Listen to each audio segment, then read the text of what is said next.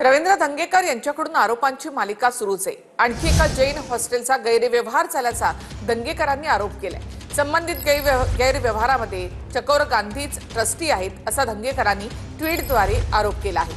औंधमधील जीवप्रभा charitable ट्रस्टमध्ये गैरव्यवहार झाल्याचा त्यांचा आरोप आहे। धंगेकर यांचा ट्विट आपण पाहूया। पुण्याच्या औंधमधील जीवप्रभा चॅरिटेबल ट्रस्टच्या मालकीची 33,700 चौरस फुटांची जागा विक्रीसाठी ट्रस्टीने प्रस्तावित केली।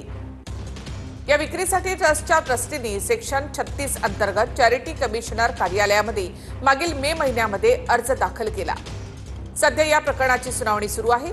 एचएनडी जैन हॉस्टेलमधील ट्रस्टी चकोर गांधी हाच ट्रस्टी या व्यवहारामध्ये मुख्य सूत्रधार आहे।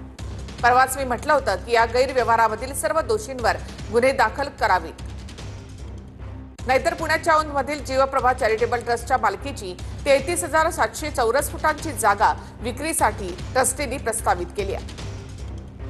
हे यापुढील काळामध्ये देखील ट्रस्टच्या जागा विकण्याचा धंदा सुरूच ठेवतील। या व्यवहारामध्ये एचएनडी हॉस्टेल विक्री टोळीतीलच लुटारू सहभागी आहेत का याचा शोध घ्यावा लागेल।